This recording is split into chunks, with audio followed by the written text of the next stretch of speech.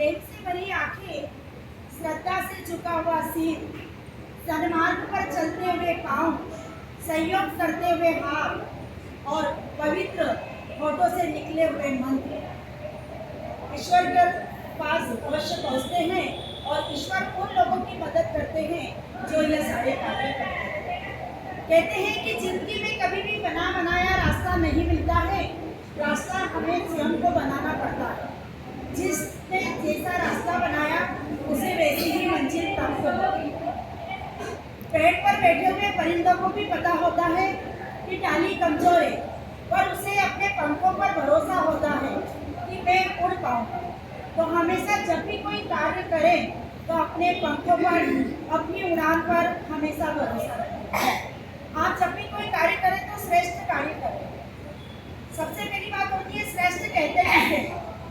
श्रेष्ठ कार्य वो होते हैं जिसमें दृढ़ता तो होती है पर जिद नहीं होती, बहादुरी तो होती है पर जल्दबाजी नहीं होती, दया तो होती है पर उसमें जवाबदारी भी होती है।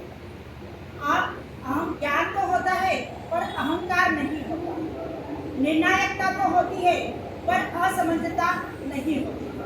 वह होते हैं श्रेष्ठ कार्य। जैसे कि श्रेष्ठ कार्य करता है एक दूध। आप सोचेंगे दूध में क्या श्रेष्ठता है? आप एक दूध से भी बहुत सारी चीजें सीख सकते हैं। दूध ज्यादातर 30 रुपए, 40 रुपए, 50 रुपए या अगर गिर गाय का है तो 100 रुपए तक भी बिकता है। पर जब आपने देखा होगा कि दूध जब जमता है और दही बनता है तो उसकी कीमत बढ़ जाती है। दही बनने के बाद अगर वो मक्खन बनता है तो फिर उसकी कीमत बढ़ जाती है क्योंकि उसे मथा जाता है। फिर अगर उसे तपाया जाता है और जब वह घी बनता है तो फिर उसकी कीमत बढ़ जाती है। अर्थात 40 रुपए किलो के दूध में 700 रुपए का घी छुपा है। अर्थात उसका रंग भी नहीं बदला, सफेद दूध था, चाहे उसे मथा, चाहे उसे तपाया, चाहे उसे श्रीखंड बनाने के लिए सब कुछ किया, पर उसने अपना कभी भी रंग नहीं बदला। तो दूध से हमें यह सीख मिलती है कि हमें अपना कभी भी रंग नहीं बदलना चाहिए और हमेशा श्रेष्ठ कार्य करना चाहिए। मार्टिन लूथर एक बहुत ही अच्छे वैज्ञानिक हुए हैं। उन्होंने एक बहुत बढ़िया बात की है कि आप दौड़ो, अगर दौड़ नहीं सकते तो भागो, भाग नहीं सकते तो रेंगो और रेंग नहीं सकते तो चलो, पर दिशा अगर फिर भी नहीं चल सकते दिशा बदलो, पर अपनी सोच को हमेशा सकारात्मक रखो। क्योंकि अगर आप जूते पहनकर पथरीली राह पर चलोगे तब भी आप राह तो पार कर लोगे, पर अगर जूते के अंदर, चप्पल के अंदर एक भी कंकर आ गया तो आपको राह पार करने में मुश्किल होगी। अर्थात उनके कहने का मतलब है कि हम हमेशा बाहर की कमजोरियों से हारते हैं और अंदर की जो चुनौतियां है उसको एक तरफ कर देते हैं। पर हमें अपनी अंदर की जो कमजोरी है उसे दूर करना पड़ेगा और चुनौतियां जो सामने हैं उसे हमें सामने रखकर कार्य करना पड़ेगा।